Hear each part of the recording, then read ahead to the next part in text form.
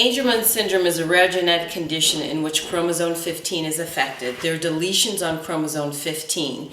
And how that manifests, it manifests as developmental delays in language and motor skills. Angelman kids also have, a lot of them are challenged with seizures. So 2010 was a very challenging year for us. Specifically June 2010, Harley was on 3 seizure medications. In fact, we had gone through the gamut, went through the whole slew of seizure medications. There weren't any more to try.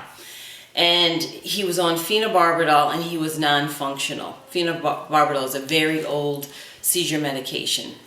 You use it as a last resort. So he was on phenobarbital and he was non-functional, meaning he had lost his motor skills. He wasn't able to walk, wasn't able to push with bowel movements, he had stopped chewing. And then we noticed that he broke out in a rash. So, and he continued to have seizures. So his pediatric neurologist suggested a very old medication called felbamate. Felbamate has the side effects of aplastic anemia and liver toxicity, both which carry a 30% mortality rate, which means you die from that. So I looked at my husband and I said, before we even think about putting Harley on this medication, we need to exhaust every treatment modality on the planet. So my husband got online and he found something called a ketogenic diet. A ketogenic diet is a very strict diet and you lose weight. And Harley was already thin. We didn't have any weight to play with, so we weren't able to do that. So we put him on a modified Atkins diet. Now prior to that, the majority of Harley's diet were carbohydrates. And we did that because we were trying to put some weight on him. So his whole diet was carbohydrates.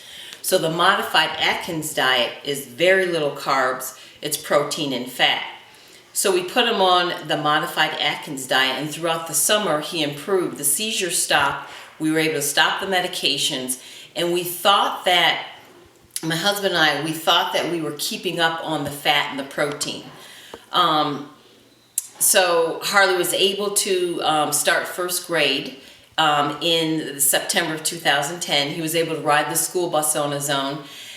However, we noticed around October on Halloween, we looked at him and he was very thin. You could see his hip bones, his ribs, his spine. So, and the seizures were starting to pick up again because he had lost so much weight. So I said, okay, well, let's just give him some carbs for a couple of weeks to put some weight on him. And knowing that the carbs are going to cause the seizures, we can just give him some seizure meds for a couple of weeks and then take away the seizure medications.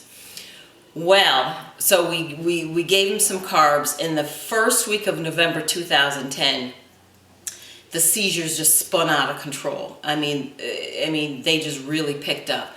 So I called the pediatric neurologist. And then we had to start adding medications again to the point where he was on 3 seizure medications. So this is all of November, and now we're going into December. And Harley was completely non-functional. He was having continuous seizures to the point where all we could do was bathe him and prop him up on pillows. He wasn't able to stand because he was having seizures. He would try and play with his toys and topple over. He wasn't walking. He wasn't chewing because he had lost his motor function, so he was getting even more thin because we were having difficulty getting food in him, and he wasn't sleeping. He was up till 5 a.m. and then he would sleep till 2 in the afternoon. But while he was up till 5 a.m., he was fussing the whole time and having seizures. So he wasn't sleeping. The rest of the household wasn't sleeping, and we were just, not only did the seizures spin out of control, he started having grand mal seizures. So, again, it was a very challenging time for us. And I would just whisper in Harley's ear. I said, Mommy's going to figure this out. Mommy's going to figure this out. So in December of 2010, I went to one of my anti-aging conferences because I knew somebody there would know somebody would have some solution for this. So I went to the conference, I spoke to one physician, he said, Google Patricia Kane, she's the queen of fatty acids, she's in New Jersey. I went home, told my husband, I said, find this woman, find her. So he looked her up, he found her, I got in touch with her. She told me what blood work to do, what labs to get. We did the labs. She took a look at them. She recommended an eating plan and some supplements. The first week of January 2011, we started Harley on the eating plan and supplements. And within 48 to 72 hours of being on this eating plan and the supplements, Harley was seizure-free and off all 3 seizure medications. So he's our walking testimony. So, and this is March of 2013, and he's been seizure-free off medication since then. So, needless to say, every patient that comes in my office, I recommend, the lab work, the eating plan, things like that. Because Harley's my walking testimony. He's progressing. He is mobile. His balance is improving to the point where he used to have braces that went all the way up his calves.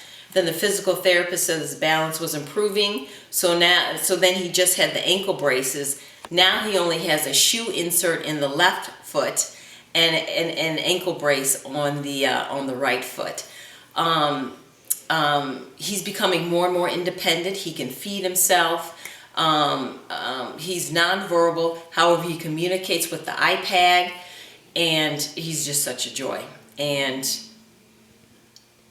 I can't say enough about the treat. We had to look outside of conventional medicine to find, a treatment that was appropriate for Harley.